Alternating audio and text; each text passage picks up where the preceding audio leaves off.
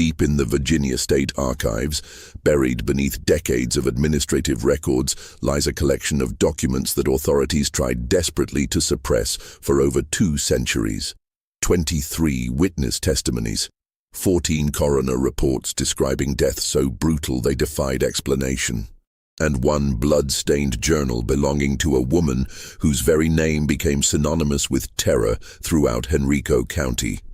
The year was 1801, and Kate Bender had just begun what locals would whisper about as the hunting season that never ended. Oh, what makes these documents particularly disturbing is not just their graphic detail, but the methodical precision with which they document a reign of terror that claimed the lives of at least 37 escaped slaves in the span of 18 months. Even more chilling is how close these atrocities came to remaining completely hidden from history. Before we continue with the story of Kate Bender and the horrors that unfolded in the forests of Henrico County, I want you to know that this channel is dedicated to bringing you the darkest, most meticulously researched historical mysteries that others are afraid to tell. If you're brave enough to hear stories like this one, make sure to subscribe and hit that notification bell so you never miss our content. And I'm curious, where are you listening from? Drop a comment below and let me know what state or city you're in.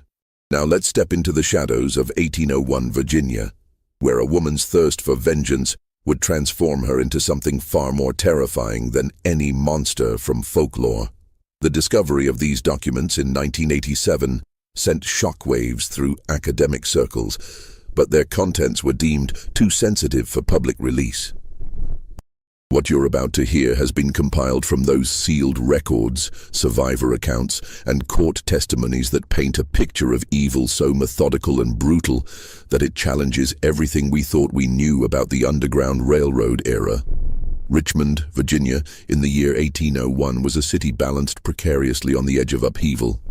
The failed rebellion of Gabriel Prosser the previous summer had left the entire region in a state of paranoid tension, with plantation owners sleeping with loaded muskets beside their beds and slaves disappearing into the night at unprecedented rates. It was in this atmosphere of fear and mistrust that Kate Bender first emerged from obscurity into infamy. Henrico County, just outside Richmond's bustling tobacco markets, was home to dozens of sprawling plantations, connected by a network of dirt roads that snaked through dense forests and treacherous swamplands. The area had become a crucial corridor for escaped slaves attempting to reach the free territories of Pennsylvania, with Underground Railroad conductors establishing secret routes through the very wilderness that would soon become Kate Bender's hunting ground.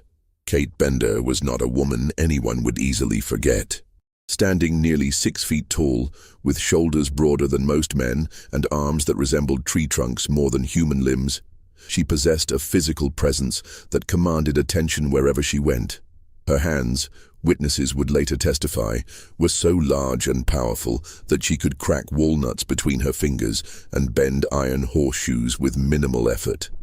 But it was her eyes that truly unsettled those who encountered her, pale gray orbs that seemed to look through people rather than at them, as if constantly calculating something others couldn't comprehend. Born Catherine Elizabeth Hartwell in 1765 to a family of poor tenant farmers in the Virginia Piedmont, Kate had learned early that survival required strength and ruthlessness. Her childhood was marked by back-breaking labor in tobacco fields and the constant threat of eviction, experiences that hardened her into someone who viewed the world through the lens of violence and struggle. By the time she reached adulthood, Kate had developed a reputation for settling disputes with her fists and intimidating grown men into submission through sheer physical presence. In 1789, she married Thomas Bender, a plantation overseer whose reputation for brutality was legendary throughout Henrico County. Thomas stood barely 5 feet 8 inches tall, but his cruelty towards the enslaved workers under his supervision was so extreme that even other overseers found his methods disturbing. He carried a leather whip embedded with metal studs and took perverse pleasure in devising psychological torments that broke spirits as thoroughly as physical punishment broke bodies. Kate, rather than being repulsed by her husband's sadistic nature, seemed to find it fascinating, often watching from the shadows as he conducted his disciplinary sessions. The Bender plantation house sat on 200 acres of prime tobacco land, bordered by the Chickahominy River to the north and dense pine forests to the south. Thomas oversaw nearly 40 enslaved workers, ruling them through a regime of terror that included public beatings, deliberate family separations, and a system of informants that pitted slave against slave. Kate, meanwhile, managed the domestic operations with an iron fist, treating the house slaves with such harshness that several attempted suicide rather than endure her daily abuse. Their marriage was as violent as it was passionate, with neighbors frequently reporting sounds of breaking furniture and shouted arguments echoing from the Bender house late into the night. Yet Thomas seemed genuinely devoted to his massive wife, perhaps recognizing in her a kindred spirit who shared his appetite for inflicting suffering. Kate, for her part, appeared to view Thomas as the only person who truly understood her nature, the only man strong enough to match her own capacity for violence. The couple had no children, a fact that local gossips attributed to Kate's unnatural size and temperament. Dr. Samuel Richardson, who occasionally attended to plantation medical needs, would later write in his private journals that Kate Bender possessed a constitution more suited to a draft horse than a woman, and displayed behavioral patterns that suggested a fundamental disconnection from normal human emotion. These observations, made years before the horrors that would follow, proved to be disturbingly prophetic. By 1800, the Bender plantation had become synonymous with terror among the slave community. Stories circulated in hushed whispers about workers who had been beaten to death for minor infractions, about Kate's habit of watching punishments with obvious enjoyment, and about the way both Benders seemed to take special pleasure in breaking apart slave families. Several escape attempts had been made over the years, but Thomas's tracking skills and Kate's intimate knowledge of the surrounding wilderness made successful flight nearly impossible. It was during this period of mounting tension that rumors began spreading about Gabriel Prosser's planned rebellion. Thomas Bender, as one of the county's most experienced overseers, was recruited to help coordinate the response to any potential uprising. He threw himself into the work with characteristic enthusiasm, organizing patrols, interrogating suspected conspirators, and developing strategies for suppressing rebellion before it could spread. Kate watched these preparations with growing fascination. She accompanied Thomas on several nighttime patrols, her massive frame moving through the darkness with surprising stealth as they searched for signs of slave gatherings or hidden weapons. These expeditions seemed to awaken something in Kate that had previously lain dormant, a predatory instinct that would soon find far more sinister expression. The failed rebellion of August 1800 had ended before it truly began, betrayed by informants and scattered by a fierce thunderstorm. Gabriel Prosser and his co-conspirators were captured and executed, their heads displayed on pikes as warnings to others who might harbor similar thoughts. But the aftermath of the rebellion attempt created an atmosphere of paranoia that would persist for months, with plantation owners seeing potential insurrection in every gathering of slaves and responding with increasing brutality. It was in this climate of fear and repression that Thomas Bender made the decision that would ultimately seal his fate and unleash his wife's true nature upon the world. The morning of October 15th, 1800, dawned gray and cold, with a bitter wind carrying the scent of dying leaves through the forests of Henrico County. Thomas Bender had received word that a group of escaped slaves was moving through the area, attempting to reach the free territories to the north. According to his informants, the group consisted of 5 men and 2 women who had fled from plantations further south and were following the Chickahominy River toward what they hoped would be freedom. Thomas assembled a hunting party consisting of himself, 2 neighboring overseers named Samuel Clark and William Patterson, and 4 tracking dogs bred specifically for pursuing human quarry. Kate had requested to join the expedition, arguing that her knowledge of the local terrain would prove valuable. Thomas initially resisted, claiming that hunting fugitive slaves was man's work, But Kate's insistence eventually wore down his objections. She armed herself with a heavy oak club and took her place among the hunters with an eagerness that should have alarmed those present. The tracking party set out before dawn, following the dogs as they picked up the scent trail along the riverbank. Kate moved through the underbrush with remarkable agility for someone of her size, her pale eyes scanning the forest for signs of passage that others might miss. She seemed almost excited by the hunt, frequently moving ahead of the group and calling back when she discovered broken branches or footprints that indicated their quarry's direction. By midday, they had closed considerably on the fleeing slaves. The dogs were showing increasing excitement, their baying growing more frantic as the scent trail grew fresher. Thomas estimated that they were no more than an hour behind their targets, and the group pressed forward with renewed energy. Kate, in particular, seemed energized by their proximity to their prey, her breathing becoming heavier and her movements more predatory. They found the fugitives resting in a small clearing beside a creek, clearly exhausted from their flight and unaware that their pursuers had drawn so close. The 7 slaves, ranging in age from a teenage boy to a gray-haired woman in her 50s, were sharing what appeared to be their last remaining food when the hunting party emerged from the surrounding trees. What happened next would be recounted in multiple witness testimonies, though the various accounts differ in crucial details. According to Samuel Clark's later statement to authorities, Thomas Bender ordered the fugitives to surrender and return peacefully to their owners. The eldest among them, a man named Joshua, who had been a preacher on his plantation, stepped forward and attempted to negotiate, offering to return voluntarily if the others were allowed to continue their escape. Thomas's response was to strike Joshua across the face with his whip, opening a gash that immediately began bleeding profusely. This act of violence triggered exactly the kind of desperate resistance that the hunters had perhaps been hoping for. The younger men among the fugitives rushed forward to defend their leader, while the women and the teenage boy attempted to flee deeper into the forest. In the chaos that followed, Kate Bender would later claim her husband became separated from the main group while pursuing 2 of the younger men toward the creek.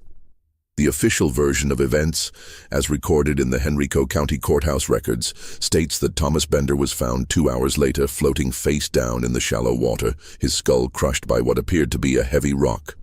But Kate's private account of that day, as recorded in the journal that would later be discovered among her possessions, tells a very different story. According to her own words, written in a jagged, barely legible hand, Thomas had cornered the 2 young men at the creek's edge and was attempting to beat them into submission when they turned on him with desperate fury. She claimed to have witnessed the entire attack from a distance, frozen in horror as the slaves bludgeoned her husband to death with rocks pulled from the creek bed. Whether Kate's version of events was accurate or whether she had played a more active role in her husband's death would remain a matter of speculation for investigators who examined the case decades later. What is certain is that by the time the other hunters reached the creek, Thomas Bender was dead, and Kate was kneeling beside his body, her massive frame shaking with what appeared to be grief, but which several witnesses later described as something more complex and disturbing. The 2 slaves who had allegedly killed Thomas were never captured. They had vanished into the dense forest that bordered the creek, leaving behind only blood-stained rocks and the lifeless body of one of Henrico County's most feared overseers. Samuel Clark and William Patterson, shocked by the sudden turn of events, helped Kate carry her husband's body back to their horses and then escorted her home in stunned silence. The funeral of Thomas Bender was attended by nearly every plantation owner in the county, all of whom viewed his death as a direct challenge to the social order that governed their world. The fact that slaves had killed a white overseer and escaped justice was seen as an intolerable precedent that could encourage further acts of rebellion. Calls for increased patrols and harsher punishments echoed through the gathering, but Kate Bender sat through it all in apparent stone-faced silence.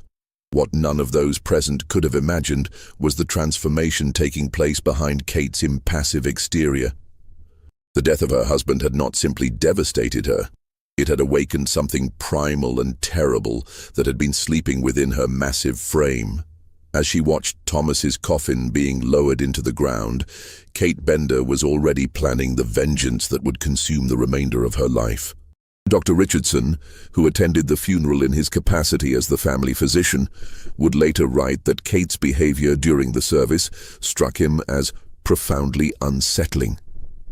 She shed no tears, spoke to no one, and seemed to be studying the other mourners with the same calculating expression she had once reserved for watching her husband's disciplinary sessions.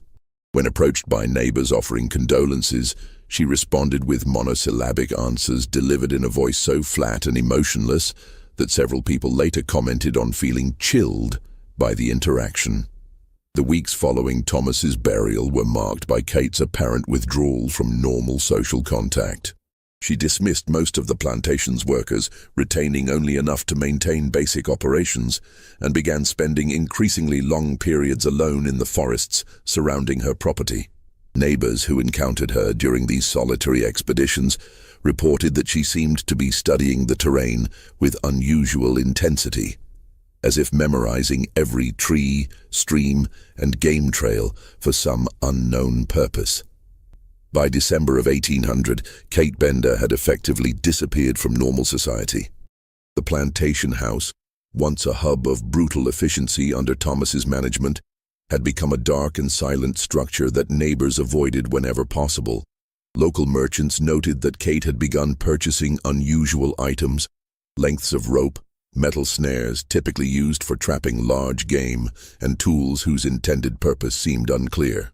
It was during this period of isolation and apparent grief that Kate began developing the skills and strategies that would soon make her the most feared predator in all of Henrico County. But at the time, no one could have imagined that the grief-stricken widow was methodically preparing for a campaign of vengeance that would terrorize the region for nearly 2 years. The transformation of Kate Bender from grieving widow to methodical killer did not happen overnight. Through the bitter winter months of 1800 and into the early spring of 1801, she underwent a process of psychological metamorphosis that was as thorough as it was terrifying. The woman who emerged from this period of isolation bore little resemblance to the plantation overseer's wife who had buried her husband just months earlier.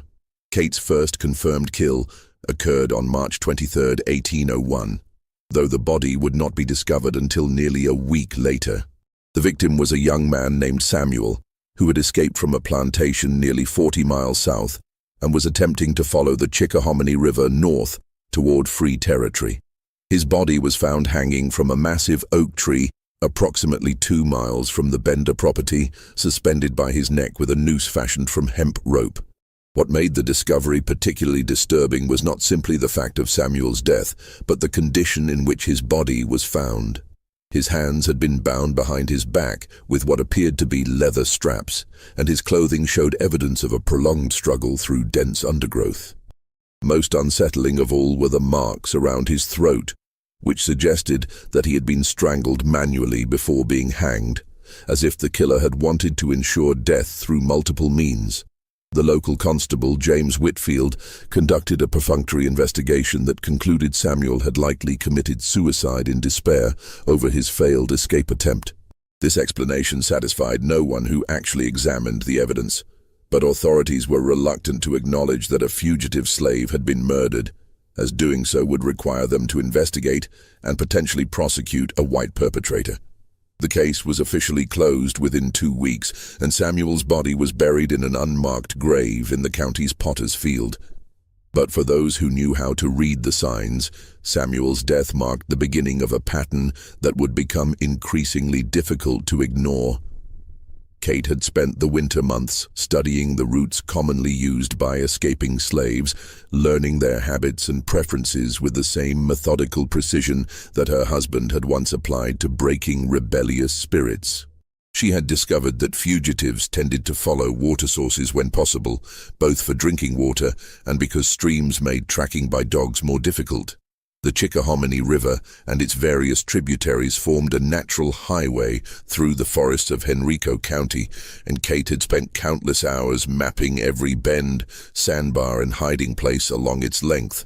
She had also learned to recognize the subtle signs that indicated recent human passage: broken twigs at a certain height, disturbed leaf litter, traces of mud or fabric caught on thorns. Most importantly, she had begun to understand the psychology of desperate people, their tendency to seek shelter in certain types of locations, and their predictable responses to fear and exhaustion. Kate's second victim was a woman named Rebecca, who made the fatal mistake of seeking shelter in an abandoned tobacco barn that Kate had been watching for weeks. Rebecca had been traveling with two companions, but had become separated from them during a thunderstorm that struck the region in early April. Alone, frightened, and unfamiliar with the local terrain, she had stumbled upon what appeared to be a safe refuge and decided to rest until morning. Kate found her there just before dawn, curled up in a corner of the barn with her few possessions clutched tightly against her chest. What followed was the first instance of the methodical cruelty that would become Kate's signature in the months to come. Rather than killing Rebecca immediately, Kate chose to prolong her victim's terror, binding her securely and then spending several hours describing in graphic detail what she intended to do. According to the journal entries that Kate made following this encounter, she derived immense satisfaction from watching Rebecca's growing desperation, from seeing the hope gradually drain from her eyes as she realized that no rescue was coming. Kate wrote extensively about the purity of her victim's fear, describing it as something beautiful and necessary that helped to balance the scales of justice for her husband's death. Rebecca's body was discovered 3 days later by a farmer searching for stray cattle. She had been strangled with her own clothing and left propped against a tree in a seated position, as if Kate wanted to ensure that the body would be found quickly. The positioning was clearly deliberate, designed to send a message to anyone who might be considering similar escape attempts. This time, Constable Whitfield could not dismiss the death as suicide. The evidence of foul play was too obvious, and the deliberate staging of the body suggested a killer who wanted their work to be discovered and understood. Whitfield launched what he described as a thorough investigation, but his efforts were hampered by the same social constraints that had limited his response to Samuel's death. The idea that a white person might be systematically murdering escaped slaves was too disturbing for local authorities to seriously consider. Instead, Whitfield focused his investigation on the possibility that Rebecca had been killed by other slaves, perhaps as punishment for some perceived betrayal or as part of an internal power struggle among fugitive groups. This theory satisfied the social expectations of the time while avoiding the more troubling implications of the alternative explanation. The case remained officially open, but no serious effort was made to pursue leads that might implicate a white perpetrator. Meanwhile, Kate was already planning her next hunt. Rebecca's death had taught her valuable lessons about the logistics of murder, the importance of choosing isolated locations, the need to dispose of evidence properly, and the psychological satisfaction that came from total control over another human being's final moments. She had discovered within herself a capacity for cruelty that surpassed even her late husband's legendary brutality, and she found this discovery both thrilling and validating. The spring and early summer of 1801 saw an escalation in both the frequency and brutality of Kate's attacks. Her third victim was a teenage boy named Marcus, who had escaped from a plantation in neighboring Chesterfield County. Kate tracked him for 3 days through the forest, observing his movements and studying his habits before finally cornering him near a creek where he had stopped to drink. Marcus represented Kate's first opportunity to test her physical capabilities against a victim who was young, strong, and desperate enough to fight back with genuine ferocity. The struggle lasted nearly 20 minutes, with Marcus managing to land several solid blows that left Kate bruised and bloodied. But her superior size and strength eventually prevailed, and she strangled the boy with her bare hands while pinning him beneath her massive frame. The satisfaction Kate derived from this kill was different from her previous experiences, more physical, more primal, and somehow more complete. She had proven to herself that she could overpower even a strong, determined opponent through pure physical dominance, and this realization filled her with a sense of power unlike anything she had previously experienced. Her journal entries from this period reveal an almost sexual gratification in describing the moment when Marcus finally stopped struggling, when his eyes rolled back and his body went limp beneath her. Marcus's body was found hanging from a tree branch 20 feet above the ground, a feat that would have required enormous strength and determination to accomplish. The message was clear to anyone familiar with the previous murders. A powerful and methodical killer was targeting escaped slaves throughout the region, and no one was safe from their reach. By this point, even the most willfully blind authorities could no longer ignore the pattern that was emerging. 3 escaped slaves had been murdered within a 2-month period, all within a relatively small geographic area, all displaying evidence of having been overpowered by someone of exceptional physical strength. Constable Whitfield, under pressure from plantation owners who were beginning to worry about the implications of the murders, finally acknowledged that a serial killer was operating in Henrico County. But acknowledging the problem and solving it proved to be very different things. Kate had become incredibly skilled at covering her tracks, both literally and figuratively. She knew the forest better than anyone else in the county, could move through dense undergrowth without leaving obvious signs of passage, and had developed an almost supernatural ability to predict where fugitive slaves would travel and when they would need to rest. More importantly, Kate had learned to manage the social aspects of her secret life with remarkable effectiveness. In public, she maintained the persona of a grieving widow struggling to manage her late husband's property. She attended church services regularly, made appropriate responses when neighbors inquired about her welfare, and conducted business transactions with the same stolid efficiency that had characterized her behavior before Thomas's death. No one suspected that the woman who sat quietly in the third pew of Henrico Methodist Church every Sunday morning was the same person who spent her weeknights stalking human prey through the surrounding forests. Kate had discovered an extraordinary talent for compartmentalization, maintaining completely separate identities for her public and private lives, with a skill that would have impressed professional actors. The psychological transformation that enabled this dual existence was perhaps the most disturbing aspect of Kate's evolution from ordinary citizen to serial killer. She had developed an internal narrative that justified her actions as not merely acceptable, but necessary and righteous. In her mind, every escaped slave she killed was balancing the scales of justice for her husband's murder, restoring the natural order that had been disrupted by their rebellion against legitimate authority. This sense of righteousness gave Kate's actions a methodical, ritualistic quality that distinguished her work from ordinary crime or violence. She was not killing in rage or passion, but in service to what she genuinely believed was a higher moral purpose. This conviction made her incredibly dangerous, because it removed the normal psychological barriers that might have limited her actions or forced her to confront the enormity of what she was doing. As spring turned to summer in 1801, Kate Bender had fully transformed into something that transcended ordinary criminal categories.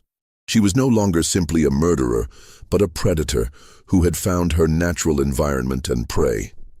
The forests of Henrico County had become her hunting ground, and every escaped slave who entered that territory was placing their life at risk from a killer whose capabilities were still growing with each successful hunt.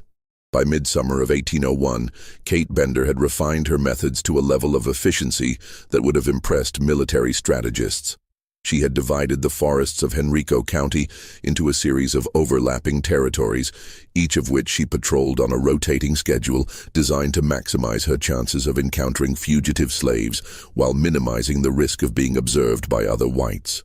Her intimate knowledge of the terrain, combined with an almost preternatural ability to predict human behavior under stress, made her nearly unstoppable. Kate's typical hunting cycle began with reconnaissance. She would spend 3 or 4 days moving through a selected territory, looking for signs of recent passage and identifying likely camping spots or hiding places. Her ability to read subtle environmental clues had developed to an extraordinary degree, She could determine from the pattern of broken twigs not only that someone had passed through an area, but approximately when, in which direction they were traveling, and even their approximate size and physical condition. Once she had identified signs of fugitive presence, Kate would establish what she termed observation posts, carefully concealed positions that allowed her to watch likely routes or destinations without being detected herself. She had constructed more than a dozen of these posts throughout her hunting territory, each equipped with supplies that allowed her to remain hidden for extended periods. From these positions, she could study her prey's habits and behavioral patterns, learning their schedules and identifying their weaknesses. The psychological profile Kate developed of typical fugitive slaves was remarkably sophisticated and devastatingly accurate. She understood that most escapees would be traveling at night to avoid detection, that they would seek water sources for drinking and washing, and that they would prefer dense cover during daylight hours. More subtly, she recognized that fear and exhaustion would make them predictable in their decision-making, causing them to choose the most obvious shelter or the most direct route, even when alternatives might be safer. Kate also understood the social dynamics that governed fugitive groups. She knew that families would not abandon injured or exhausted members, that groups would often split up when pursued and attempt to reunite at predetermined locations, and that lone travelers were more likely to take desperate risks than those traveling with companions. This knowledge allowed her to manipulate her victims' behavior, using their own survival instincts and loyalty to their companions against them. Her fourth confirmed victim was a man named Isaiah, who had escaped from a plantation in Goochland County with his pregnant wife Sarah and their 8-year-old son David. The family had been traveling for nearly a week when Kate first spotted them resting beside a small stream approximately 3 miles from her property. Rather than attacking immediately, Kate chose to observe the family for 2 days, studying their routines and identifying the psychological leverage points she could exploit. What she discovered was that Isaiah was becoming increasingly desperate as his wife's pregnancy advanced and travel became more difficult for her. Sarah was experiencing complications that were slowing their progress significantly, and young David was showing signs of illness that worried both parents. The family was essentially trapped between the impossibility of continuing their flight and the certainty of recapture if they remained stationary too long. Kate's attack on the family demonstrated a level of psychological sophistication that was truly chilling. Rather than confronting them directly, she began by targeting their supplies and shelter materials. Over the course of several nights, she stole their blankets, contaminated their water source, and created signs of pursuing slave catchers that forced them to abandon relatively safe camping spots for more exposed positions. The psychological pressure of these tactics wore down the family's resistance more effectively than direct violence could have accomplished. Isaiah became increasingly paranoid and exhausted, making poor decisions that placed his family in greater danger. Sarah's condition continued to deteriorate, and David began showing signs of serious malnutrition. By the time Kate finally revealed herself, the family was too weakened and demoralized to mount effective resistance. Kate's journal entries describing the family's final days make for extremely disturbing reading, even 2 centuries later. She wrote extensively about the educational value of slowly breaking down their hope and determination, comparing the process to training difficult horses or breaking stubborn dogs. She seemed to view their suffering not as cruel or unnecessary, but as a natural and inevitable consequence of their decision to challenge the established social order. The actual murders were carried out over a period of 3 days, with Kate deliberately prolonging the family's agony for her own psychological satisfaction.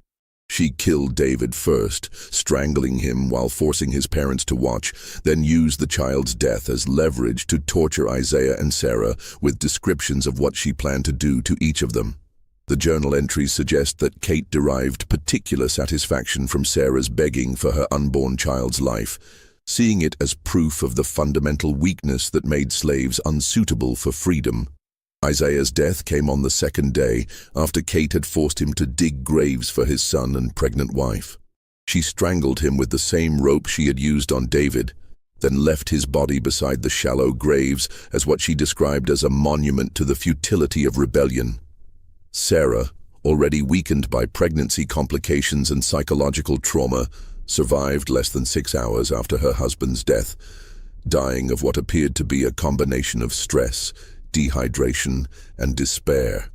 The discovery of the family's bodies created a level of alarm in Henrico County that authorities could no longer ignore or minimize.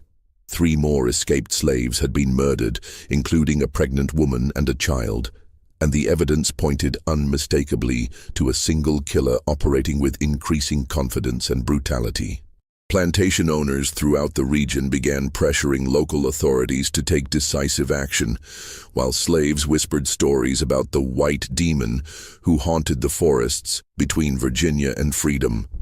Constable Whitfield, recognizing that his position might depend on finding the killer, finally launched what he described as a comprehensive investigation into the murders. He organized search parties to comb the forests where the bodies had been found, interviewed potential witnesses, and even offered a modest reward for information leading to the killer's capture. But his efforts were hampered by several factors that Kate had cleverly exploited in planning her campaign. First, the investigation was constrained by the same social attitudes that had initially prevented authorities from taking the murders seriously. Most white residents of Henrico County viewed escaped slaves as criminals who had brought whatever fate befell them upon themselves.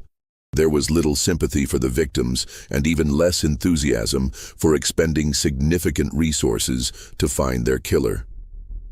Many whites privately applauded the murders, seeing them as appropriate punishment for slaves who had dared to seek freedom.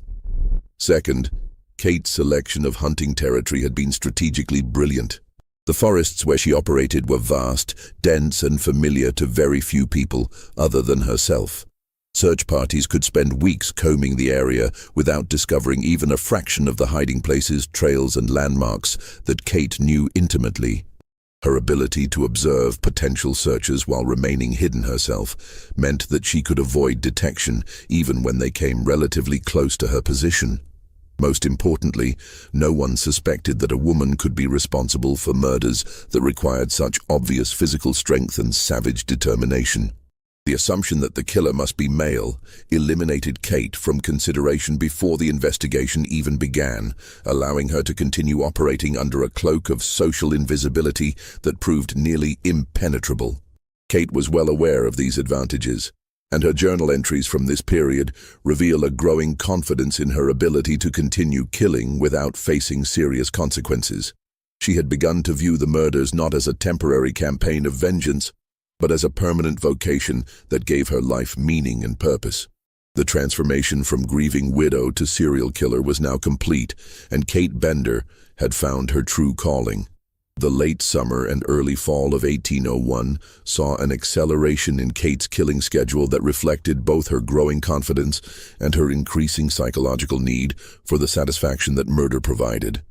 Her victims during this period included a blacksmith named Abraham, who had escaped from Richmond, twin brothers named Matthew and Mark, who had fled from a plantation in Charles City County, and an elderly woman named Ruth, who had been traveling alone toward what she hoped would be sanctuary with free blacks in Pennsylvania. Each murder demonstrated refinements in Kate's technique and psychology.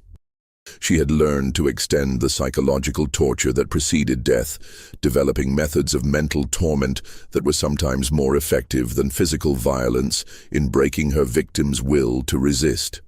She had also begun taking trophies from each kill, items of clothing, personal possessions, or body parts that she kept as reminders of her accomplishments. The trophy collection, hidden in a specially constructed cellar beneath her house, became an obsession that consumed increasing amounts of Kate's attention. She would spend hours arranging and rearranging the items, reliving each murder through the physical evidence of her victim's final moments. The journal entries describing these sessions reveal a mind that had crossed permanently into territory that could only be described as pure evil.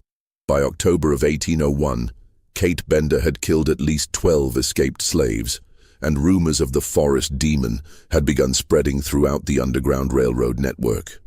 Conductors started warning potential escapees about the unusual dangers present in Henrico County, and some routes were permanently altered to avoid the area entirely.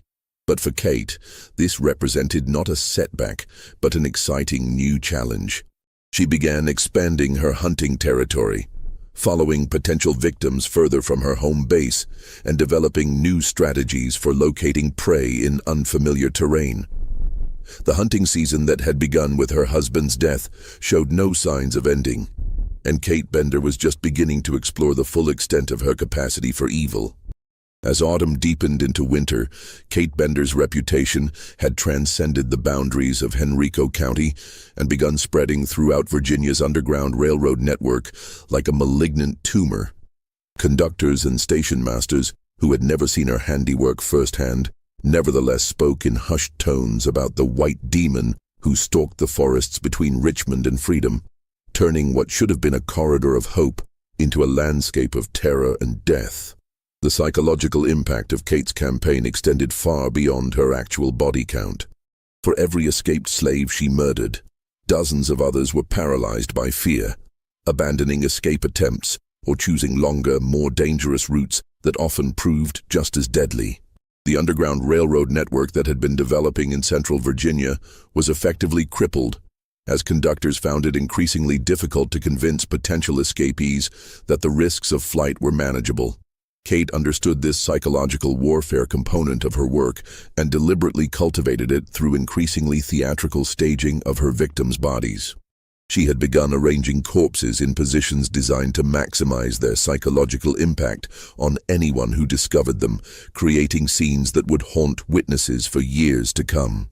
Bodies hanging from trees became her signature, but she varied the specific details to prevent observers from becoming desensitized to the horror.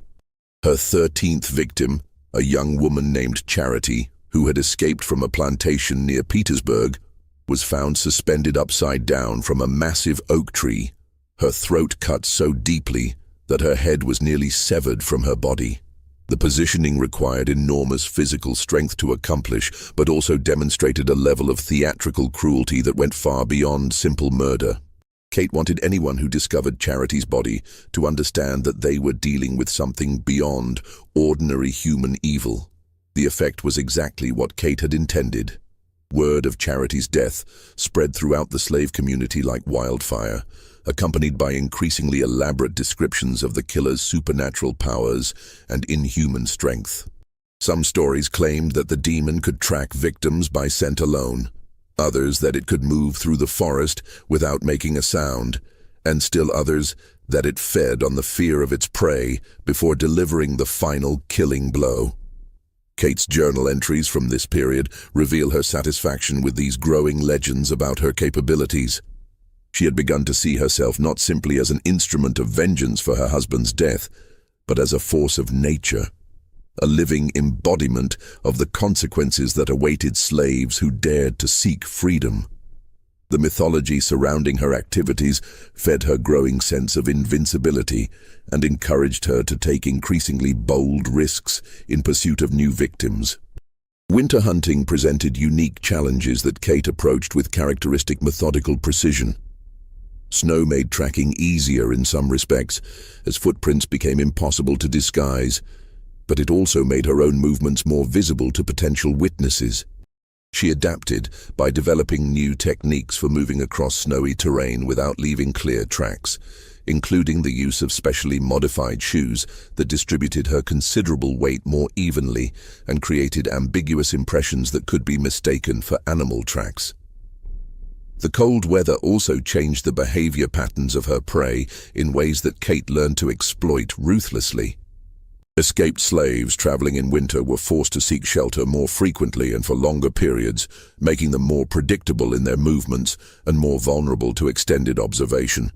They also left more obvious signs of their presence: smoke from fires, disturbed snow around shelters, and the inevitable debris that accumulated around temporary camps. Kate's 14th victim was a middle-aged man named Ezekiel who had escaped from a plantation in Hanover County during a Christmas Day celebration when security was relaxed.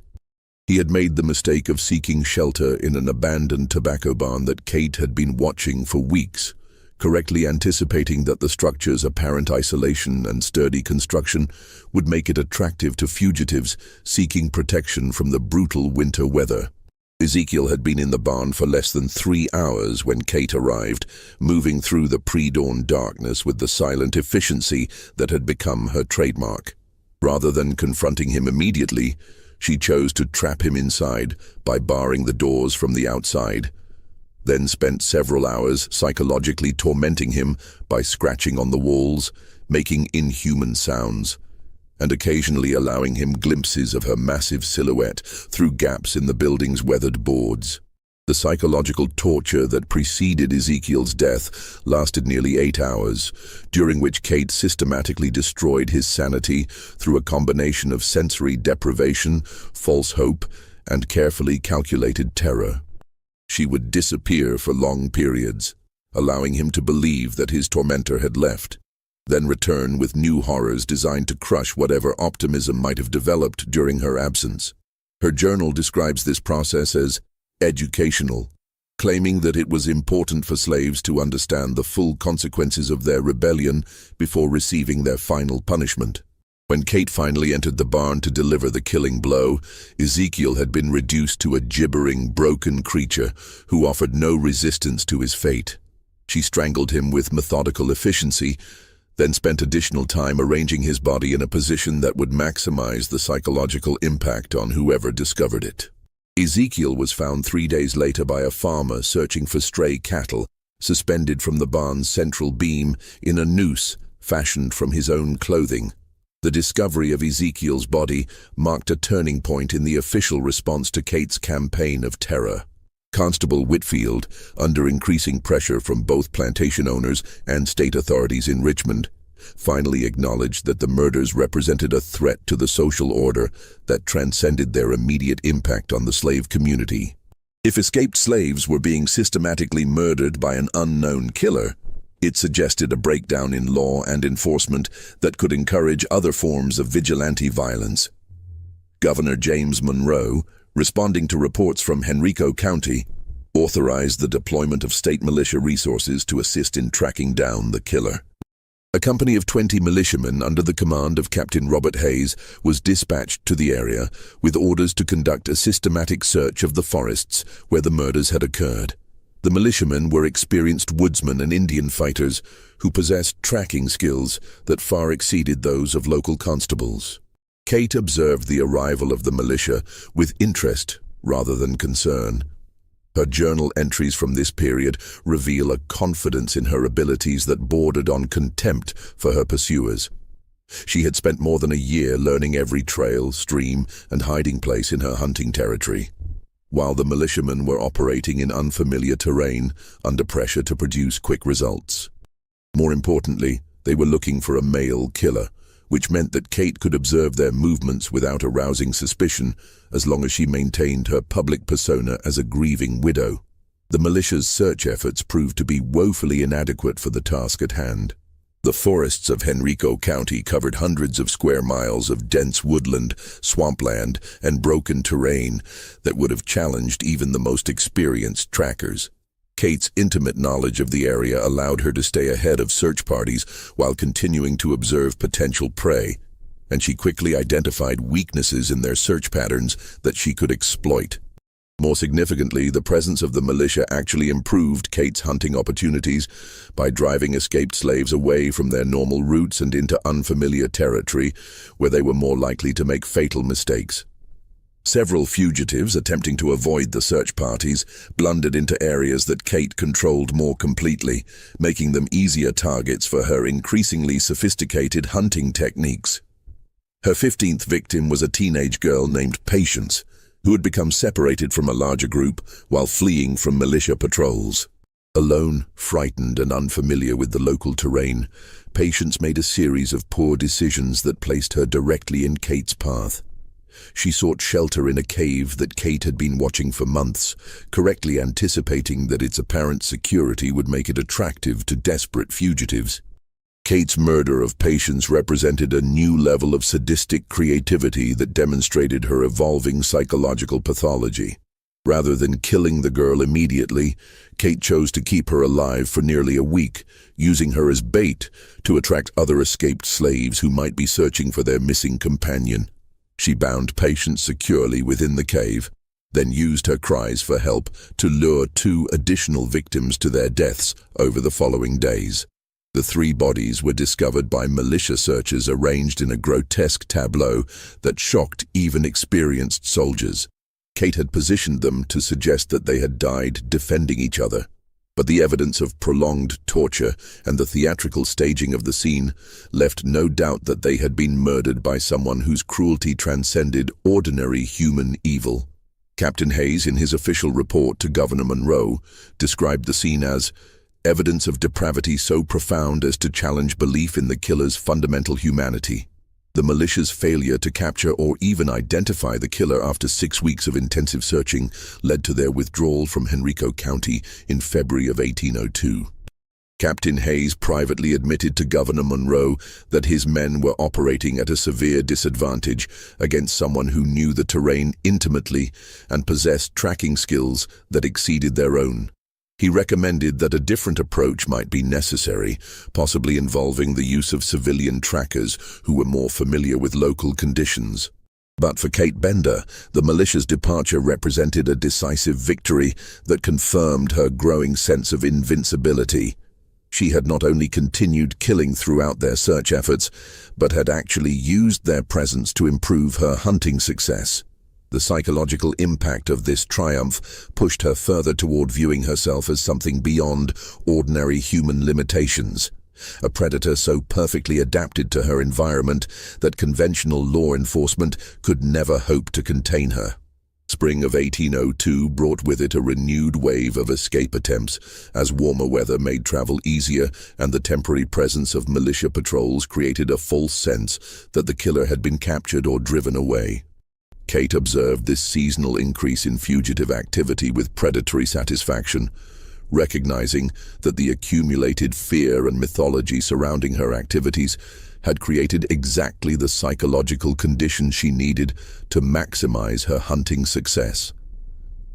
The stories circulating through the slave community had evolved into elaborate folklore that bore only passing resemblance to reality, but which served Kate's purposes perfectly by creating an atmosphere of supernatural dread that paralyzed rational decision-making.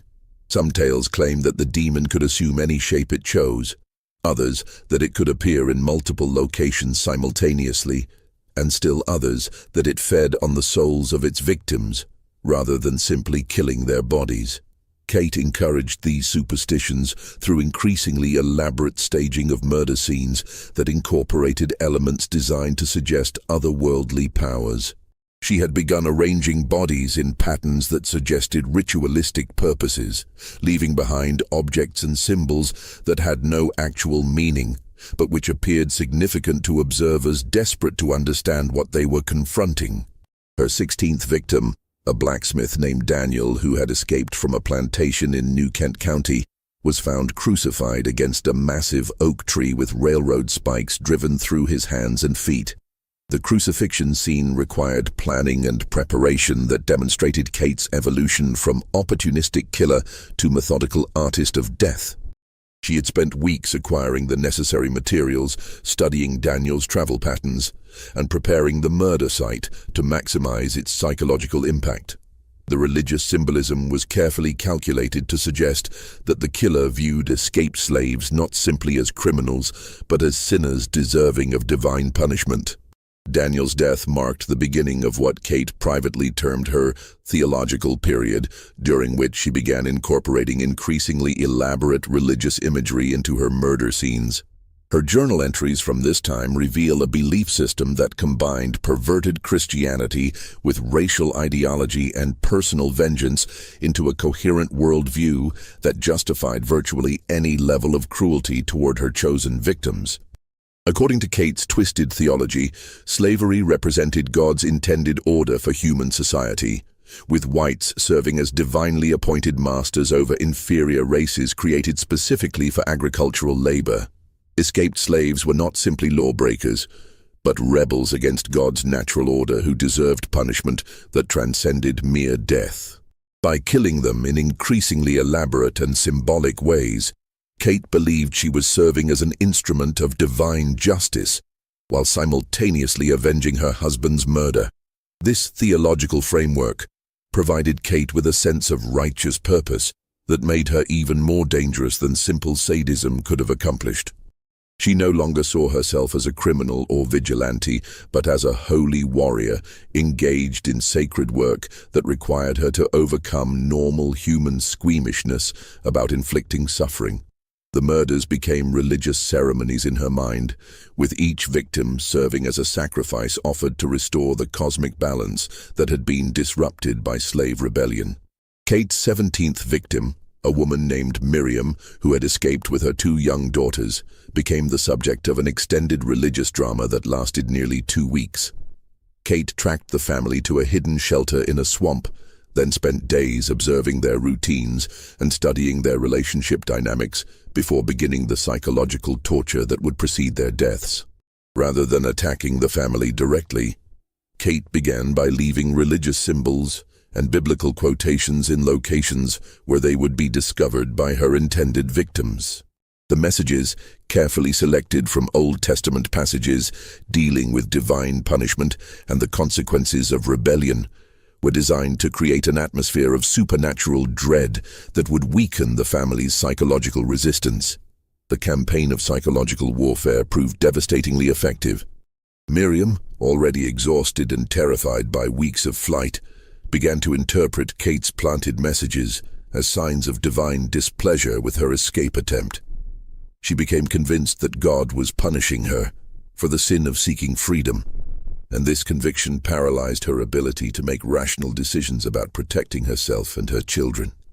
Kate's journal entries describing Miriam's psychological breakdown reveal a sophisticated understanding of religious psychology and its potential for manipulation.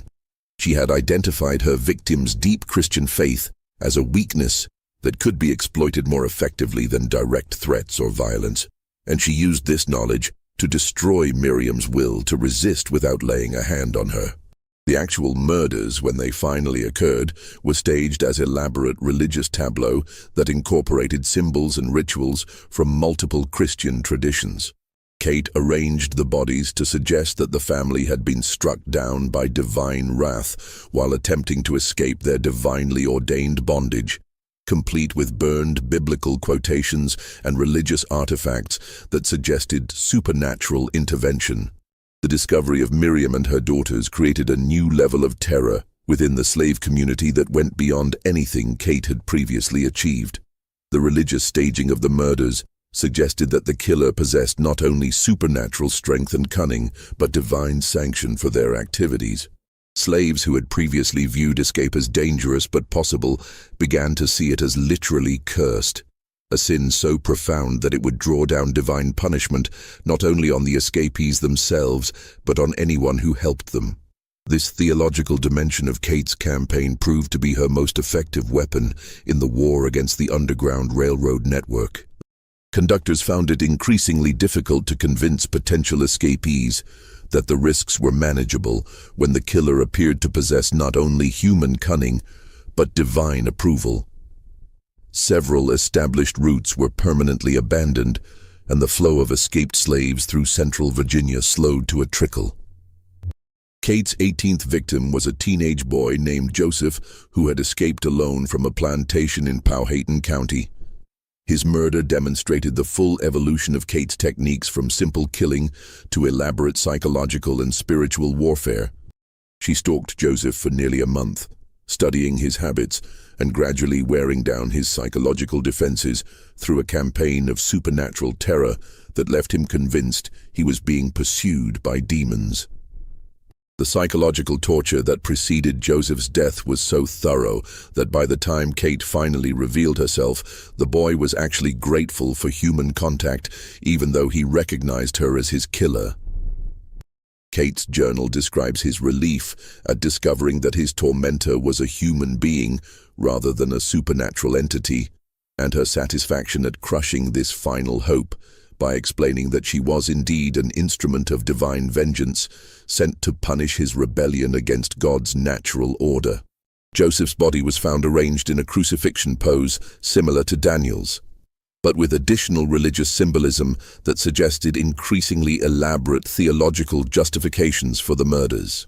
Kate had begun incorporating elements from multiple Christian denominations, creating hybrid rituals that appeared to draw from Baptist, Methodist, and even Catholic traditions while serving her own twisted purposes. The theological sophistication of these later murder scenes caught the attention of religious authorities throughout Virginia, who recognized that someone with significant biblical knowledge was responsible for the killings. Several prominent ministers attempted to intervene by preaching sermons that condemned vigilante violence and emphasized the Christian duty to show mercy even toward escaped slaves. But their efforts were hampered by the uncomfortable fact that many of their parishioners privately supported the killer's actions. Reverend Samuel Crawford of Henrico Methodist Church, where Kate maintained regular attendance, later wrote that he had begun to suspect that the killer might be someone within his own congregation. The biblical quotations used in the murder scenes demonstrated familiarity with specific translations and interpretations that suggested formal religious education rather than folk Christianity. But his suspicions never focused on Kate, whose public persona as a grieving widow, struggling with her faith, seemed inconsistent with the theological sophistication displayed in the murders. Kate's ability to maintain her dual identity had reached a level of psychological compartmentalization that was truly extraordinary.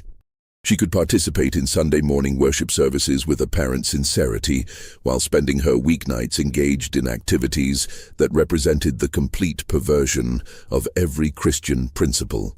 Her journal entries reveal no sense of contradiction between these two aspects of her life, suggesting a degree of mental dissociation that allowed her to function as both a normal community member and a predatory killer without experiencing cognitive dissonance. By summer of 1802, Kate Bender had achieved a level of dominance over her chosen hunting territory that was unprecedented in American criminal history. She had effectively shut down Underground Railroad operations throughout central Virginia, terrorized the slave community into abandoning most escape attempts, and created a mythology around her activities that served to multiply her actual impact exponentially.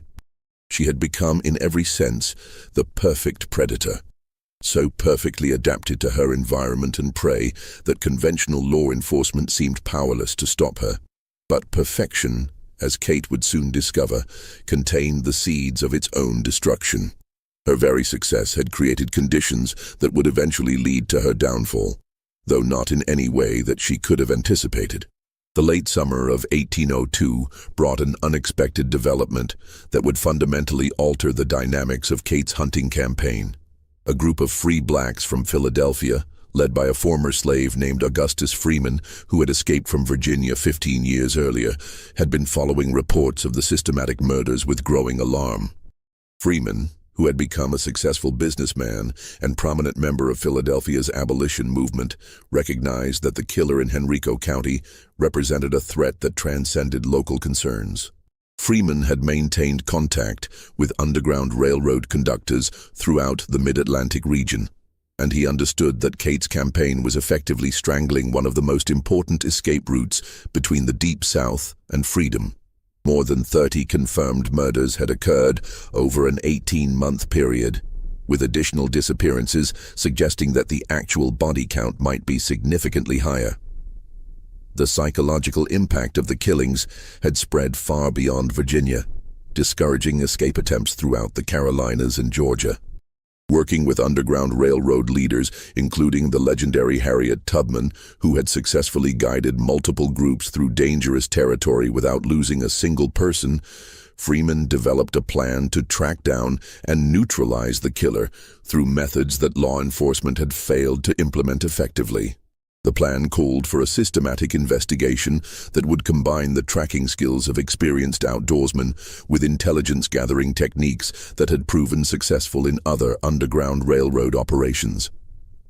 Freeman assembled a team of 8 men, all of whom were either escaped slaves themselves or free blacks with extensive experience in clandestine operations. The team included trackers who could read sign-in conditions that baffled white searchers, intelligence specialists who could gather information from slave communities without arousing suspicion, and combat veterans who possessed the tactical skills necessary to confront a killer who had already demonstrated supernatural cunning and brutality. The team arrived in Henrico County in early September, posing as itinerant workers seeking employment in tobacco harvest operations. Their presence attracted no attention from local whites, who viewed traveling blacks as a normal part of the seasonal labor force. But within the slave community, word spread quickly that special people had arrived to deal with the demon that had been terrorizing the region for nearly 2 years. Freeman's investigation began with a systematic analysis of the murder sites that revealed patterns invisible to previous searchers. The team's tracking specialists, working with information provided by local slaves who had been too frightened to cooperate with white authorities, began to develop a comprehensive map of the killer's territory and movement patterns. What emerged was a picture of someone who possessed an almost supernatural knowledge of local terrain, combined with a methodical approach to victim selection that suggested military-style planning. The investigation team's most significant breakthrough came when they recognized that all of the murder sites were located within a roughly circular area centered on the abandoned Bender plantation. Local slaves had avoided providing this information to white authorities because they feared being accused of the murders themselves, but they shared it willingly with Freeman's team once they understood that experienced professionals had arrived to solve the problem. Freeman personally conducted surveillance of the Bender property using skills developed during his own escape 15 years earlier to observe the location without being detected. What he discovered was that the supposedly abandoned plantation showed subtle signs of recent habitation, smoke from fires that were carefully concealed, evidence of regular travel on overgrown paths, and the presence of supplies that suggested someone was using the property as a base of operations. More significantly, Freeman observed Kate herself during one of her nighttime preparations for a hunting expedition. He watched from concealment as she emerged from the apparently empty house, armed herself with rope and metal implements whose purpose was unclear, and disappeared into the forest with a stealth and purpose that left no doubt about her identity as the killer they sought. The revelation that the murders were being committed by a white woman struck Freeman's team as almost incomprehensible, challenging their assumptions about both the killer's identity and motivations. They had expected to find a rogue slave catcher or possibly a deranged white man, but the idea that a plantation widow could be responsible for such systematic brutality required them to completely reassess their understanding of the situation. Freeman spent 3 additional nights observing Kate's activities, documenting her routines and studying her methods with the thoroughness of a military intelligence officer. What he discovered was that Kate had developed a level of expertise in tracking and killing human prey that surpassed anything he had encountered during his own years of dangerous flight from bondage. She moved through the forest with the silent efficiency of a natural predator, followed trails that were invisible to normal observation, and demonstrated a patience and persistence that made her nearly unstoppable. But Freeman also identified weaknesses in Kate's approach that could be exploited by someone with sufficient knowledge and preparation. Her very success had made her overconfident, and she had fallen into patterns of behavior that made her movements predictable to careful observers. More importantly, her focus on escaped slaves had blinded her to the possibility that she might herself become the hunted rather than the hunter. Freeman's plan for dealing with Kate required a level of coordination and tactical sophistication that reflected his team's extensive experience in clandestine operations. Rather than confronting her directly, which would place them at a severe disadvantage in terrain she knew intimately, they would use her own methods against her by becoming the hunters in a deadly game where she was the prey. The plan called for Freeman's team to stage a fake escape attempt that would draw Kate into pursuing what appeared to be a vulnerable target. One team member, a young man named Samuel who bore a strong resemblance to the typical profile of Kate's victims, would travel along routes that previous escapees had used, leaving sign that would attract Kate's attention and draw her into a carefully prepared ambush site. The psychological component of the plan was equally important. Freeman understood that Kate's success depended largely on her victims' fear and disorientation, emotions that prevented them from thinking clearly about escape or resistance.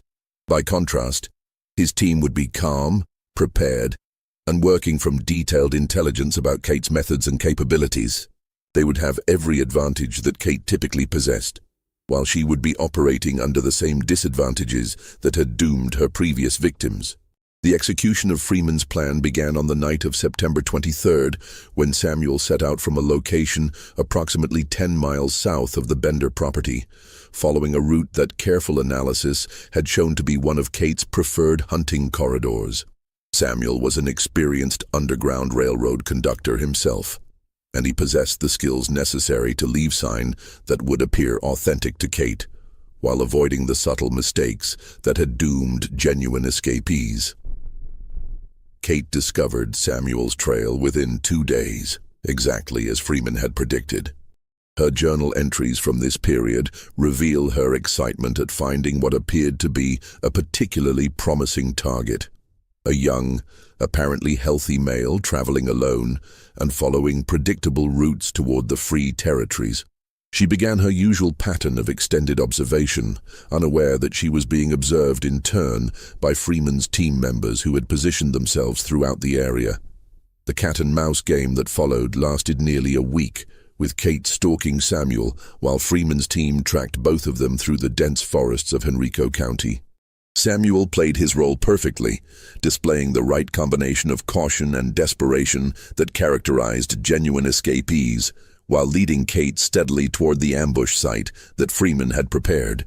Kate's journal entries reveal growing anticipation as she prepared to claim what she expected would be her 19th victim. She had begun planning an even more elaborate theological display than her previous murders, intending to use Samuel's death to send a message that would completely crush any remaining Underground Railroad activity in central Virginia. Her confidence in her own invincibility had reached a level that bordered on megalomania, and she approached what she expected to be another routine kill with the casual arrogance of a master craftsman practicing familiar skills. But as Kate prepared to spring what she believed was her trap, she was walking directly into Freeman's carefully laid snare. The hunter who had terrorized central Virginia for nearly 2 years was about to discover that she had finally encountered prey that could bite back with deadly effectiveness. The confrontation between Kate Bender and Freeman's team occurred in a small clearing beside Mill Creek, approximately 5 miles southeast of the Bender plantation. Freeman had chosen the location carefully, identifying a site that offered multiple escape routes for his team while limiting Kate's options for retreat or concealment. The clearing was surrounded by dense undergrowth that would conceal his men while providing clear fields of fire toward the center, where Kate would be drawn by Samuel's apparent vulnerability. Kate approached the clearing just before dawn on September 29th, moving with the confident stealth that had served her so well in previous hunts. Samuel had made camp in the center of the clearing the previous evening, building a small fire and displaying the exhausted carelessness that characterized genuine escapees who believed themselves temporarily safe. To Kate's experienced eye, he represented exactly the kind of easy target that had made her reputation as the most feared predator in central Virginia. What Kate could not have known was that 7 men armed with rifles and possessing extensive combat experience were positioned in concealment around the clearing's perimeter, each with a clear line of sight to the area where she would emerge. Freeman himself occupied a position that allowed him to observe Kate's approach while maintaining command and control over his team's response to whatever tactics she might employ. Kate's attack followed the pattern she had perfected over 18 months of systematic murder. She emerged from the forest with explosive speed, covering the distance to Samuel's apparently sleeping form in seconds and attempting to overpower him before he could mount effective resistance. Her massive hands reached for his throat with the same brutal efficiency that had claimed the lives of at least 30 previous victims. But Samuel was not asleep, and he was far from helpless. As Kate's hands closed around his throat, he twisted away with practiced skill, while simultaneously calling out the signal that triggered Freeman's ambush. 7 rifles fired almost simultaneously, sending a volley of musket balls toward Kate's position with devastating accuracy. Kate's superhuman strength and quick reflexes saved her from immediate death, but could not prevent the multiple wounds that sent her crashing to the ground in the center of the clearing. 2 musket balls had struck her in the chest, another had shattered her left arm, and a 4th had torn through the muscle of her right thigh. Any normal person would have been killed instantly or rendered completely helpless, but Kate's massive frame and incredible toughness allowed her to survive injuries that would have been immediately fatal to someone of ordinary constitution. The sight of Kate struggling to rise despite wounds that should have killed her struck Freeman's team as genuinely supernatural, confirming some of the more extreme stories they had heard about the demon of Henrico County. Her survival of the initial volley suggested that they were indeed dealing with something beyond ordinary human limitations, and several team members began to question whether conventional weapons could stop her at all. But Freeman had anticipated this possibility, and he had prepared accordingly. As Kate attempted to crawl toward the tree line despite her massive injuries, Freeman emerged from concealment with a loaded pistol and approached to within 10 feet of her position. The conversation that followed, as recorded in Freeman's detailed report to Underground Railroad leaders, revealed the full extent of Kate's psychological pathology while demonstrating that she remained dangerous even while mortally wounded. Kate's first words, spoken through blood-foamed lips as she struggled to breathe with punctured lungs, were not pleas for mercy or expressions of regret, but threats of divine vengeance against anyone who dared to interfere with her sacred mission. She proclaimed herself to be an instrument of God's will, chosen to punish slaves who rebelled against their divinely ordained bondage, and she promised that her death would only encourage others to continue her holy work. Freeman's response was calm and methodical, delivered in the tone of someone conducting a formal interrogation rather than engaging in emotional confrontation. He identified himself as a representative of the Underground Railroad network and informed Kate that her reign of terror had ended permanently. He then began asking specific questions about her methods, motivations, and the location of evidence that might help identify additional victims whose bodies had not yet been discovered. Kate's answers, delivered with the arrogant confidence of someone who believed herself beyond human judgment, provided Freeman with detailed information about murders that had never been officially reported. She boasted about victims whose disappearances had been attributed to other causes, described hunting techniques that revealed the true scope of her activities, and expressed regret only that her death would prevent her from continuing what she saw as necessary and righteous work. The interrogation lasted nearly 30 minutes, during which Kate's condition steadily deteriorated despite her extraordinary constitution. Blood loss from multiple wounds was taking its inevitable toll, and her breathing became increasingly labored as damaged lungs struggled to function. But her mental faculties remained sharp until the very end, and she continued providing information with the matter-of-fact precision of someone discussing routine business matters. Kate's final words, spoken as her breathing became too shallow to support further conversation, were a detailed description of the trophy collection hidden beneath her plantation house. She provided explicit directions to the concealed cellar where she had stored mementos from each murder, apparently wanting to ensure that her accomplishments would be properly documented and remembered. Her last coherent statement was an expression of satisfaction that she had successfully avenged her husband's death by killing far more slaves than the 2 who had actually been responsible for his death. Freeman's team spent the remainder of the day searching the Bender plantation and recovering evidence that confirmed the full scope of Kate's activities.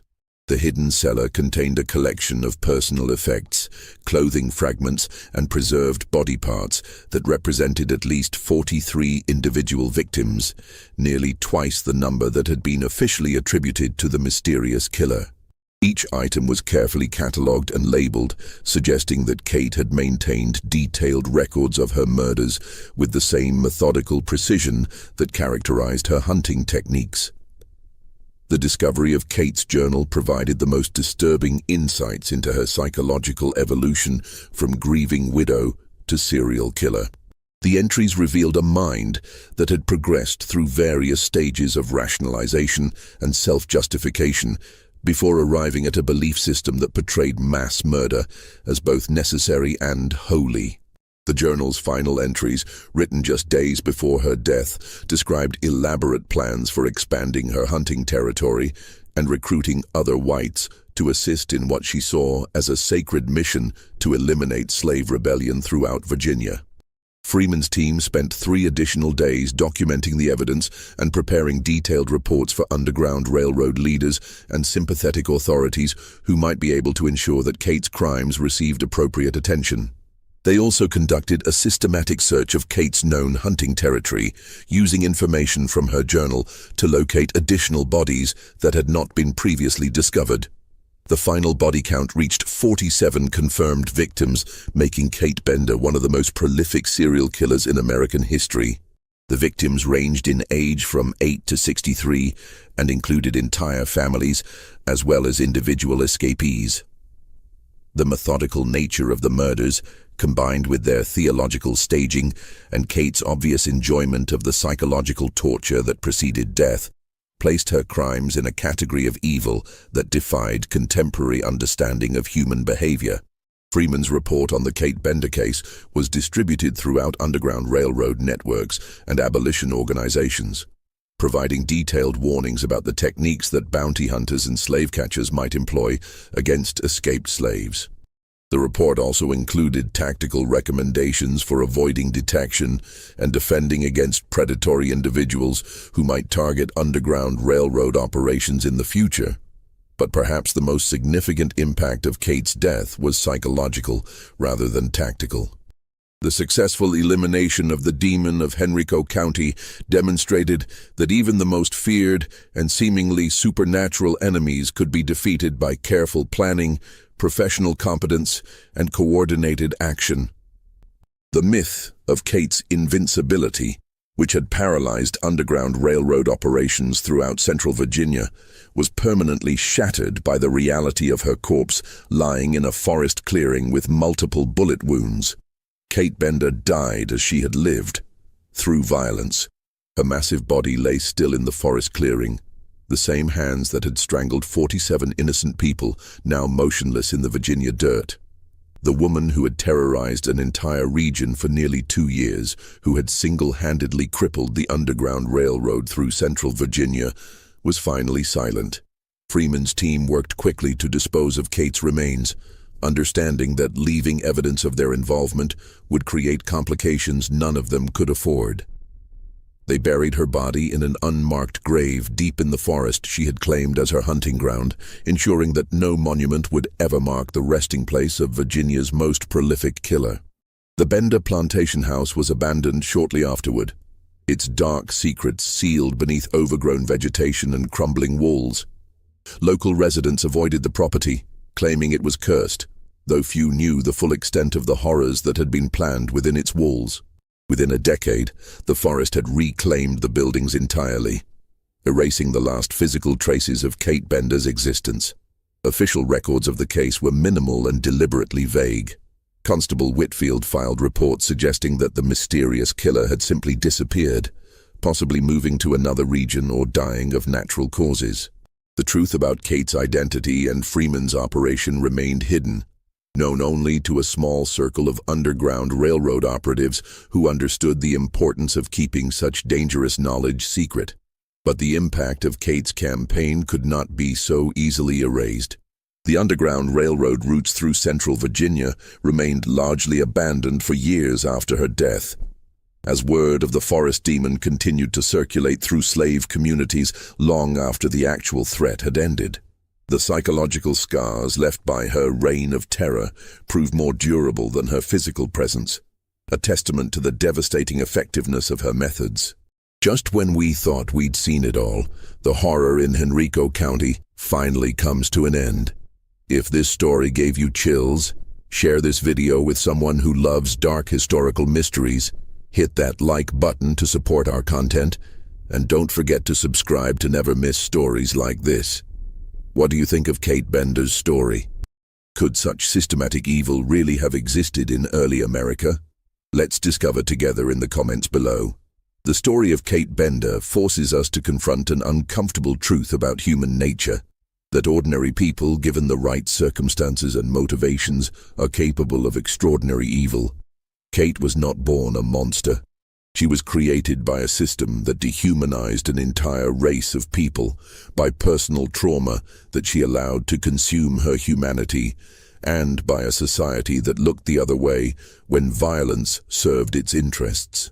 Her crimes remind us that evil rarely announces itself with obvious signs. It often wears the mask of respectability, attends church on Sunday mornings, and participates in normal social activities while planning unspeakable acts in private. The most dangerous predators are not the obviously deranged individuals we can easily identify and avoid, but the ones who walk among us undetected, hiding their true nature behind carefully constructed facades. Perhaps most disturbing of all, Kate Bender's story shows us how quickly civilization can break down when we stop seeing other human beings as truly human. Once that fundamental recognition is lost, once we begin viewing others as less than ourselves, there are no limits to the cruelty we can justify in our own minds. This mystery shows us that the capacity for both good and evil exists within every human heart, and that the choices we make in moments of crisis reveal who we truly are. What do you think of this story? Do you believe everything was revealed, or do darker secrets still lie buried in the Virginia forests? Leave your comment below. If you enjoyed this tale and want more historical horror stories like this, subscribe, hit the notification bell, and share with someone who loves dark mysteries. See you in the next video.